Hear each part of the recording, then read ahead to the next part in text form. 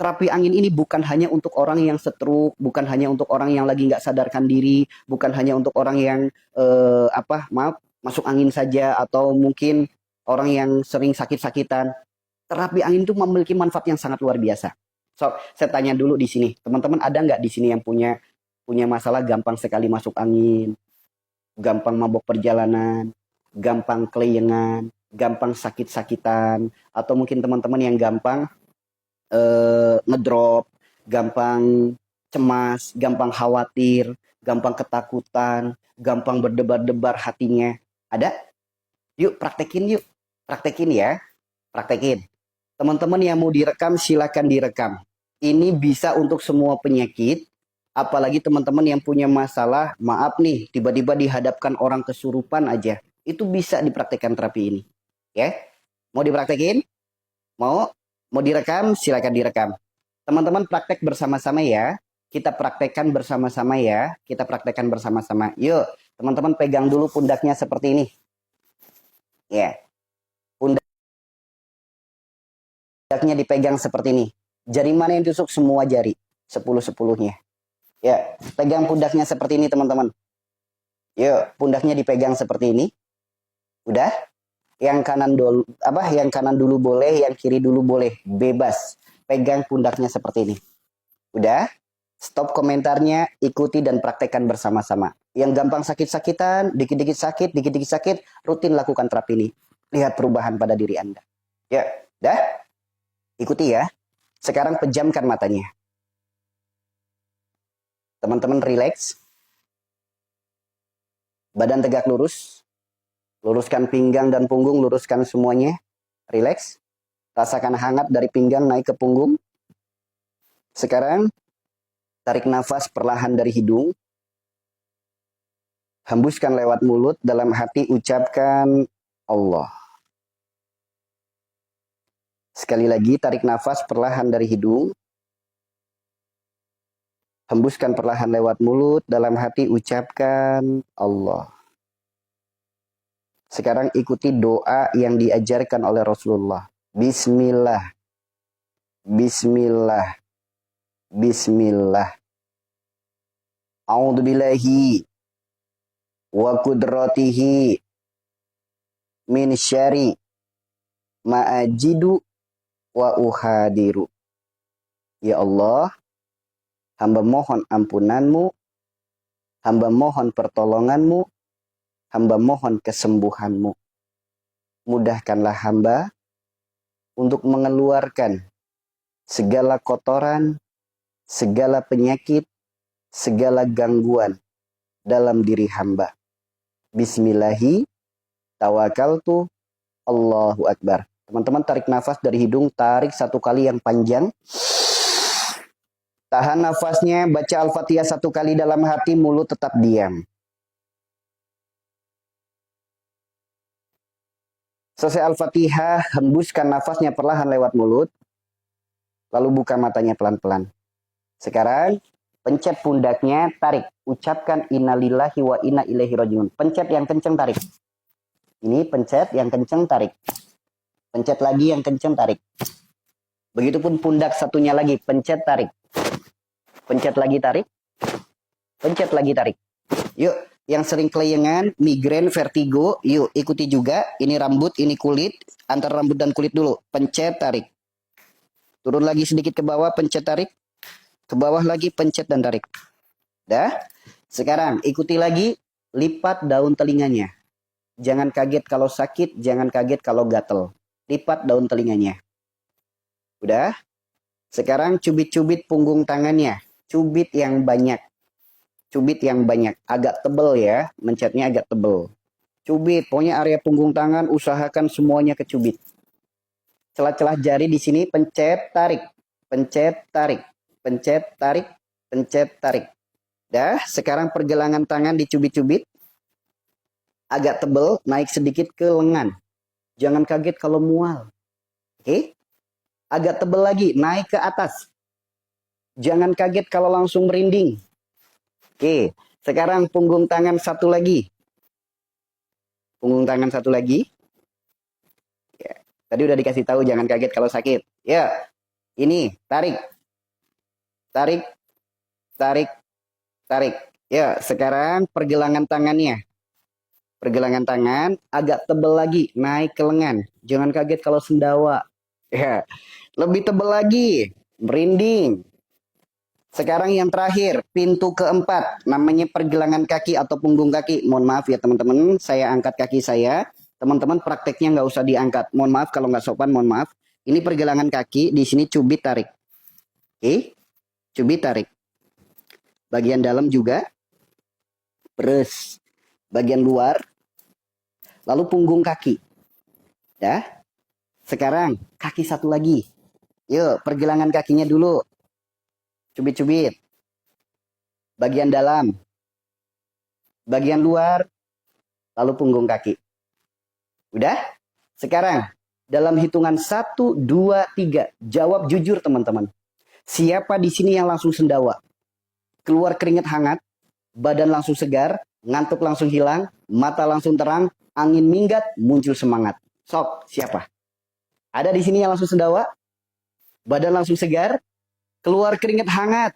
Angin langsung minggat, mata langsung terang, muncul semangat. Sok, siapa?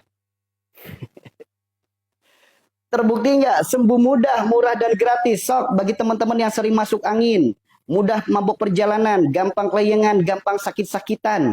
Atau mungkin orang-orang yang sedang nggak sadarkan diri. Mungkin karena jatuh di kamar mandi, mungkin karena stroke, mungkin karena kesurupan, dan lain sebagainya. Praktekkan terapi ini. Sok, luar biasa manfaatnya. Luar biasa. Enak? Ada yang langsung kentut? Ya, bagi teman-teman yang keluar keringat hangat, badan segar, langsung sendawa, ngantuk hilang, muncul semangat, selamat, tubuhnya normal. Sekarang saya tanya, pegang telapak tangan, ada nggak setelah diterapi dingin? Yuk, pegang daun telinga, ada nggak yang setelah diterapi dingin? Pegang tengkuk leher, ada nggak setelah diterapi dingin? Pegang pergelangan kaki, ada nggak yang setelah diterapi dingin? Yang merinding ada nggak? Yang mual ada nggak? Yang justru malah nguap, malah ngantuk ada nggak? Yang justru malah pusing kepalanya ada nggak? Yang justru malah mules pengen buang air besar ada nggak? Jika teman-teman ada yang mengalami hal itu, yuk ikuti petunjuk Nabi. Bukan petunjuk saya, ikuti petunjuk Nabi. Kenapa? Karena ketika mengalami hal itu disebabkan karena adanya air liur setan di dalam tubuh kita. Cara untuk mengeluarkannya bagaimana? Diajarkan oleh Rasulullah dalam kitab Tibun Nabawi. Batukin sampai muntah, teman-teman akan muntah. Yang muntah bukan makanan, hanya lendir saja. So, teman-teman yang merasa mual, merinding, kemudian gak enak di perut, langsung pusing, langsung ngantuk, teman-teman sengajakan batuk, gak akan keluar makanan, yang keluar hanya lendir-lendir saja. Diajarkan oleh Rasulullah dalam kitab Tibun Nabawi. Muntah sebagai obat. Itu disebabkan karena apa? Adanya air liur setan. Jangan diketawain. Sabda Nabi jangan diketawain. Dari mana datangnya air liur setan? Apa ciri-ciri orang terkena banyak air liur setan? Ciri-cirinya yang pertama punya kebiasaan habis wudhu kentut. Habis wudhu pipis mulu. Sok, siapa di sini yang habis wudhu dikit-dikit kentut? Habis wudhu dikit-dikit pengen pipis. Dikit-dikit ragu ini pipis apa enggak gitu. Ada di sini yang suka kebiasaan kayak gitu? Ada enggak? Ada enggak? Ada. Itu ciri-cirinya ya. Pokoknya kalau habis wudhu, bawanya ini kentut apa bukan gitu. Ini pipis apa bukan. Nanti wudhu lagi, pipis lagi. Wudhu lagi, kentut lagi. Wudhu lagi, pipis lagi. Itu ciri-cirinya. Ada. Nah, itu ciri-cirinya. Yang kedua, sholat baru takbir nguap. Baru takbir Allahu Akbar. Nguap. Ngantuk. Bersin. Batuk.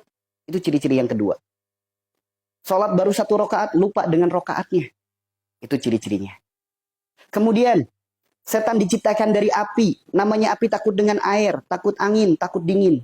Punya penyakit di mana sakitnya takut sama kipas angin, ada di sini. Ada yang punya penyakit, penyakitnya itu apa? Takut sama kipas angin. Lihat kipas angin nyala, takut masuk angin. Itu ciri-cirinya.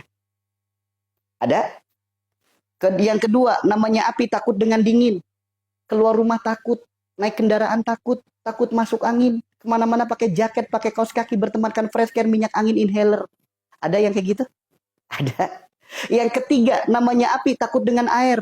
Sehingga apa? Jarang mandi, malas mandi, takut mandi. Sekalinya mandi harus air hangat. Itu ciri-cirinya.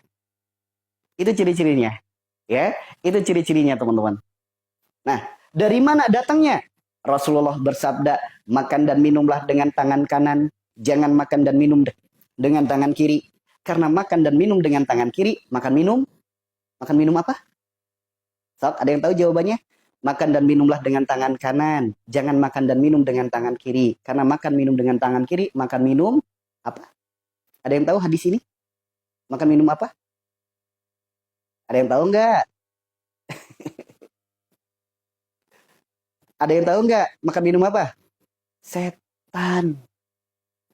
Tuh. Makanya Pak, orang kok sampai mandi air dingin takut masuk angin, itu bukti air liur setannya banyak. Makanya melakukan terapi angin ini, mual, keringat dingin, itu ciri-cirinya teman-teman. Itu ciri-cirinya. Yang kedua, makan minuman terbuka di malam hari, dimakan di esok hari. Misal kita habis makan beli martabak, martabaknya nggak habis, digeletakin di ruangan, nggak ditutup. Besoknya dimakan, diangetin, itu nggak boleh. Jadi kalau ada makanan sisa yang nggak habis, mubazir kalau apa biar nggak mubazir, besok mau dimakan lagi simpan dengan baik. Jangan dibiarkan terbuka. Karena boleh jadi ada virus, ada bakteri, ada binatang, ada makhluk malam, makanya nggak boleh dibuka. Tutup aja. Meskipun pakai tudung saji nggak apa-apa. Atau mungkin ada makanan-makanan tertentu harus dimasukin ke kulkas, nggak apa-apa. Yang penting simpan dengan baik, jangan dibiarkan terbuka. Termasuk air minum di dalam kamar. Teman-teman yang suka bawa air minum ke dalam kamar, yuk pastikan air itu gelasnya ditutup. Jangan dibiarkan terbuka, karena itu berbahaya untuk kesehatanmu. Oke? Yang ketiga, makanan minuman yang buruk namanya jangan dimakan. Contoh, bakso setan, mie setan, seblak setan, pentol setan, apalagi nasi goreng gila, es pocong, bakso gendeng, bakso gemblung, dan lain sebagainya. Itu nggak boleh dimakan. Itu syariat agama. Yang mau membantah silakan. Itu syariat agama kita. Dilarang memakan makanan yang memiliki nama-nama buruk. Lantas apa hukum penjualnya? Tidak akan mendapatkan keberkahan dari jualannya. Tidak akan mendapatkan. Maka jika Anda pelaku usaha, memiliki usaha dengan nama-nama yang buruk, segera ganti. Supaya mendapatkan keberkahan dari usaha tersebut.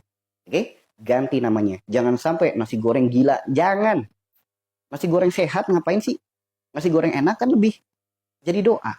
Nasi goreng gila. Bakso setan. Pentol setan. Seblak setan.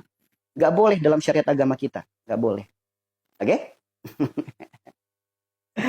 Nah, seperti itu ya.